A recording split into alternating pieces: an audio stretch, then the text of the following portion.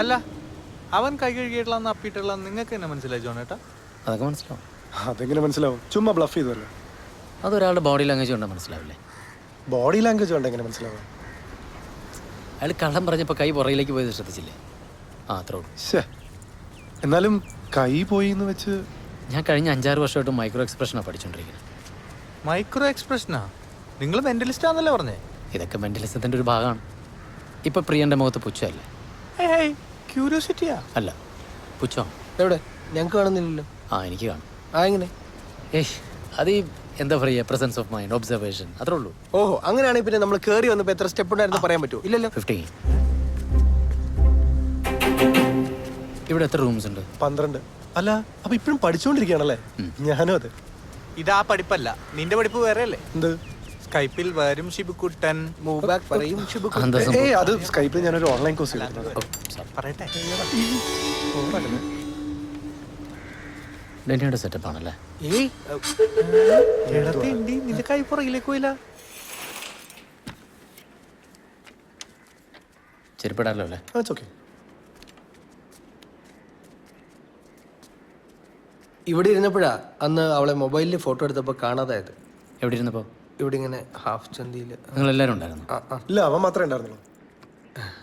ഓ, എൻ്റെ ഫ്രണ്ടാ. Spanish fly. ഒന്നും നടന്നില്ലായിരുന്നു. ഇതിൽ നിന്നാ അന്ന് രാത്രി നോക്ക് വന്നു. ഓക്കെ. ഷിബു ഒറ്റയ്ക്കായിരുന്നു? എന്ത് ചെയ്യായിരുന്നു? പറയ്. അല്ല, സ്കൈപ്പില്. ഓ, അതാണ് ഓൺലൈൻ കോഴ്സ്. എല്ലാവരും മിടുക്കന്മാരാണല്ലോ. ഞാൻ ഡീസൻ്റ് ആണ്. അല്ല, ഞാൻ ഡീസൻ്റ് ആണ്. ഓ, ഇവിടെ വെച്ചാണ് പ്രേതം ഞങ്ങളുടെ ഫോട്ടോ എടുത്തത്. ശരി. കിട്ടാത്തോണ്ടല്ലോടാ നാളെ നീ ഡീസൻ്റ് ആണെന്ന് പറഞ്ഞു. ഫോട്ടോഗ്രാഫർ പ്രേതം.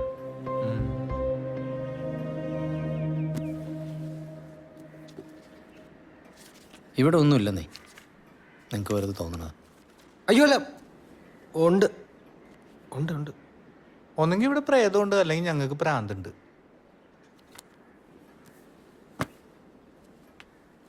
നോക്കട്ടെ മൊബൈൽ.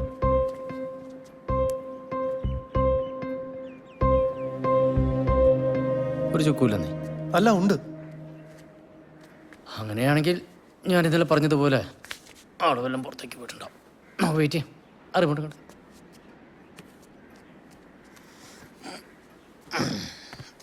അല്ല, ഇന്നലെ പ്രേതം വന്ന ഈ ടി-വിയിലാണ്. പ്രേതമില്ലല്ലോ, നിങ്ങളല്ല വന്നേ. അതിന് ഞാൻ ഇവിടെ നിൽക്കാട്ടോ. സച്ചിൻ പോയ പിന്നെ എനിക്ക് എന്തോ ക്രിക്കറ്റ് ഇഷ്ടമല്ല. എന്തോ ഒരു കണക്ഷൻ പ്രോബ്ലം ആണെന്ന് തോന്നുന്നു. ഞാൻ പറഞ്ഞില്ലേ.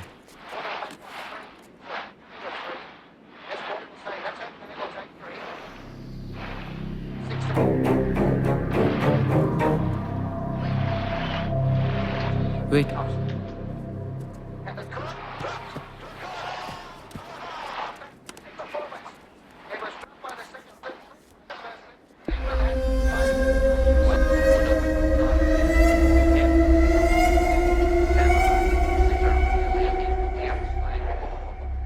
It's here.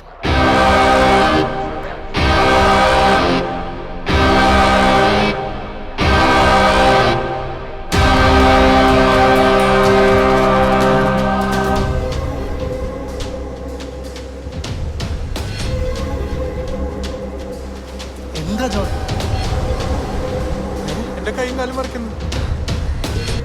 ഏയ് ജോൺ, നിങ്ങൾ പേടിക്കൊന്നും വേണ്ട. ഞാൻ പറഞ്ഞില്ലേ, നിങ്ങളൊന്നും ചെയ്യാനുള്ള ശക്യതനില്ല. ജോൺ,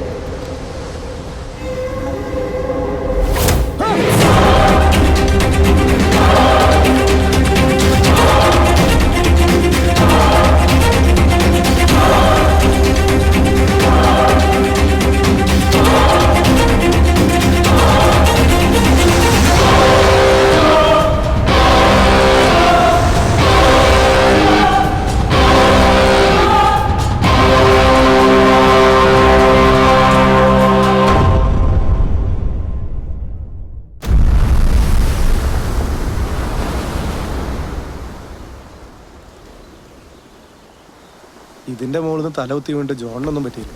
പനി പിടിച്ച നിനക്ക് ഇങ്ങനെ എങ്ങനെയാടാ നീ ഇത് കുടിക്കുക? നീ ഉണ്ടാക്കിയതാണോ? അതെടാ. എന്നാ കളക്കം കൊടുക്കും.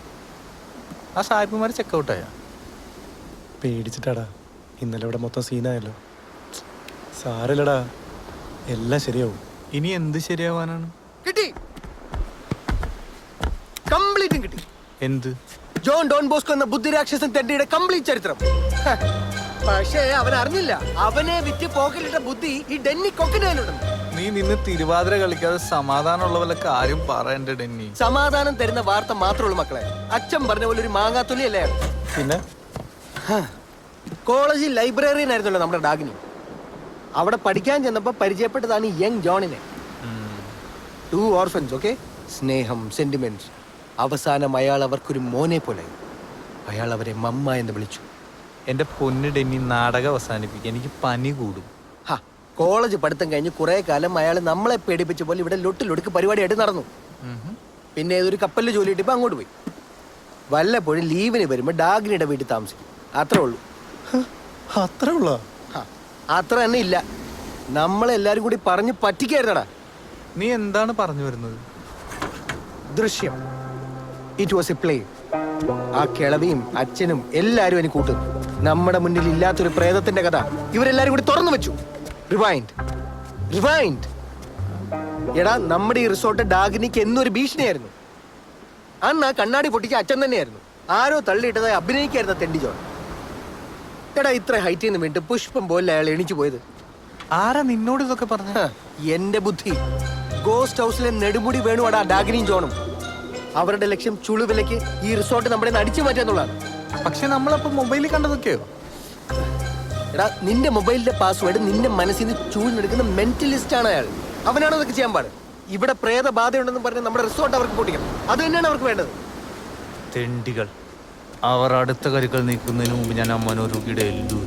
എന്നെ തല്ലിയാലും കൊന്നാലും എനിക്ക് മറിച്ചൊന്നും പറയാനല്ല സാറേ. 22-ാം തീയതി രാവിലെ ഞാൻ മേഴ്സിക്കുട്ടിയുടെ വീട്ടിൽ പോയിരുന്നു. അവിടെ ഒരു സൽക്കച്ചവടത്തിന്റെ കാര്യം സംസാരിക്കാനാ. വില കൊണ്ട് ഒത്തില്ല. പിന്നെ ഞാൻ നേരെ കോതോക്കലത്തേക്ക് പോയി. അവിടെ വേറൊരു സൽക്കച്ചവടത്തിന്റെ കാര്യം ഉണ്ടായിരുന്നു. നമ്മുടെ സൈബർ സാറിന്റെ. ഇത് നമ്മുടെ വയറ്റുപഴമല്ലേ സാറേ. മേഴ്സ് എനിക്ക് പെങ്ങളെ പോലെയായിരുന്നു സാറേ. ഞാൻ അവളെ കൊല്ലൂല. ഇനി എന്നെ തല്ലല്ലേ സാറേ. കേട്ടില്ലേ? 2 ആഴ്ച ചോദ്യം ചെയ്തിട്ടും അവ ഇത് തന്നെ പറയണം. അയാൾ ഇത് തന്നെയാണ് പറയുന്നതെന്നാണോ ഇത് മാത്രമാണ് പറയുന്നതെന്നാണോ? Almost word by word. Why? Then he is lying. തെറ്റ് ചെയ്യാത്ത ഒരാളെയാണ് കണ്ടിന്യൂസ് ക്വസ്റ്റ്യൻ ചെയ്യുന്നതെങ്കിൽ ഒന്നുകിൽ അയാൾ ചൂടാവും, അതല്ലെങ്കിൽ കൂടുതൽ ഡീറ്റെയിൽസ് കൂട്ടിച്ചേർത്ത് അയാൾ സ്റ്റേറ്റ്മെന്റ് കൺവിൻസിംഗ് ആക്കും. He is repeating the same thing means it's been rehearsed. അദ്ദേഹത്തിൻ്റെ ടൊണാലിറ്റിയിലും പ്രോബ്ലംസ് ഉണ്ട്. So you think is the criminal? ഇദ്ദേഹം അല്ലെങ്കിൽ ഇദ്ദേഹത്തിന് അറിയാവുന്ന ഒരാൾ.